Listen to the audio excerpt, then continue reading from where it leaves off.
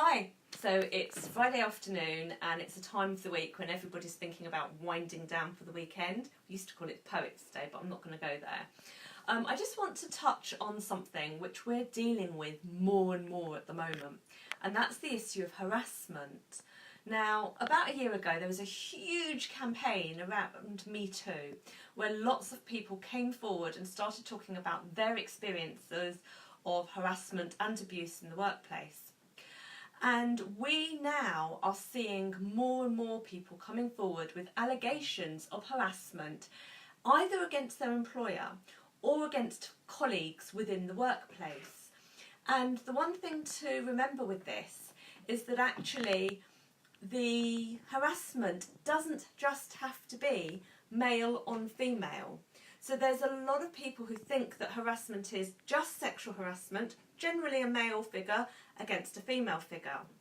We're seeing an increase in people putting in allegations of harassment based perhaps on their disability or their age, but we're also seeing female on female harassment and male on male harassment.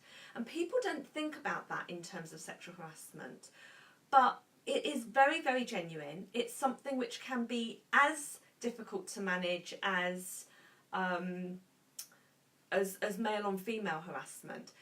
The one which is even less well talked about is female on male harassment. There are situations where a female, perhaps boss or a female manager, harasses a junior male member of staff. And that's even harder to manage because very often the male pride won't allow them to actually come forward and tell people that they are being harassed. That may be sexual harassment, it may be bullying, it may be however that manifests itself in the workplace. The important thing to remember as an employer is that you have a duty of care to protect all of the staff in your workplace, not only from the physical environment, which everybody thinks about health and safety, you know, that dreaded risk assessment, but also in terms of their mental well-being and the mental environment in which they work. And as a line manager or as a business owner and an employer, if an employee feels that you haven't done what you need to do to protect them, or you haven't taken their allegations seriously, or you don't have a policy in place to protect people, then actually you can be held liable.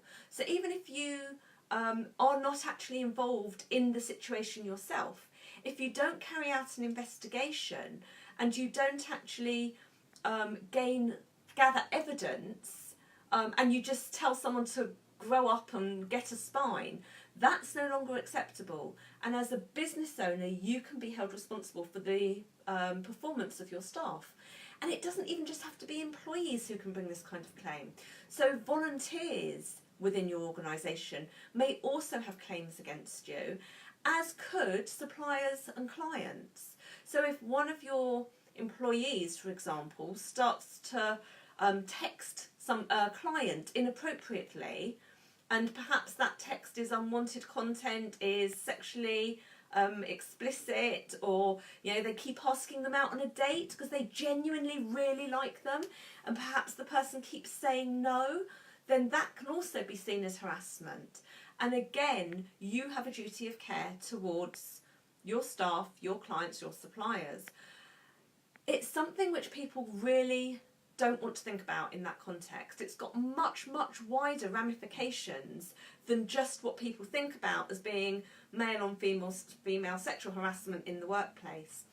Over the next few weeks and months, we're going to be talking about this subject more and more because we're seeing more and more claims, and what we want to do is educate people, make sure that people are aware of the situation, but also try and get some training in so that if there are difficult situations, difficult conversations to be had, then as an employer you know how to manage those situations and you know what you can say, what you can't say, what you should do and what you absolutely shouldn't do. So stay tuned, keep an eye on our Facebook page.